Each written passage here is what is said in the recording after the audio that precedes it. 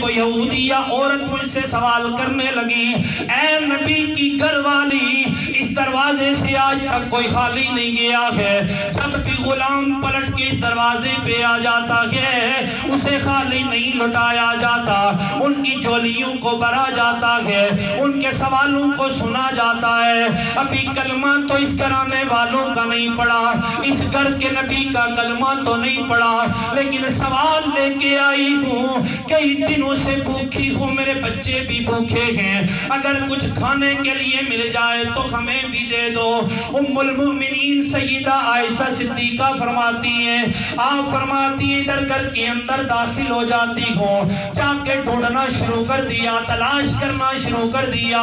جناب سیدہ فرماتی ہیں لوگوں، ایک کھجور کے سوا مجھے اپنے گھر سے کوئی دوسری چیز نہیں ملی۔ سامعین توجہ فرمانا، یہ اس نبی کا گھرانہ ہے جس کے لیے رب ذوالجلال نے زمین و آسمان بنایا ہے، یہ اس نبی کا گھر ہے جس کے لیے رب ذوالجلال نے ساری کائنات کو رنگینیاں عطا فرمائی ہے۔ سیدہ فرماتی ہے ایک کھجور کے سوا دوسری کوئی چیز نہیں ملی، میں وہی کھجور لے آ کے اس عورت کو میں نے دے دی، میں نے کہا کہ اس کھجور کے علاوہ دوسری کوئی چیز میرے گھر میں موجود نہیں ہے۔ آپ فرماتی ہیں دیکھے جا رہی تھی،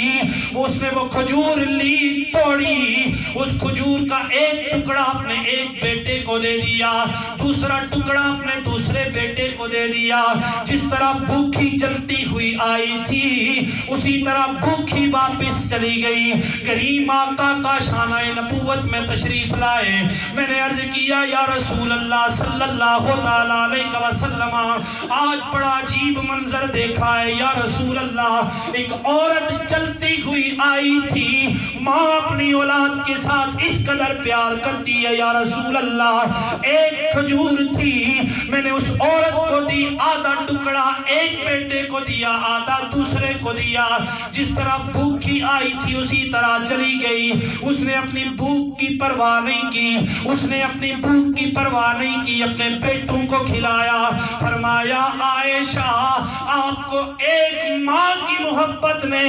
اس قدر متاثر کر دیا ہے، اگر کوئی میرے رب کی دہلیز پہ آ جائے، میرے رب ذوالجلال کی بارگاہ میں آ جائے، آپ کو ایک ماں کا پیار نظر آیا ہے، وہ رب ذوالجلال اپنے بندوں سے اس ایک ماں سے بڑھ کے 70 ماؤں جتنا بندوں سے پیار فرما لیتا ہے۔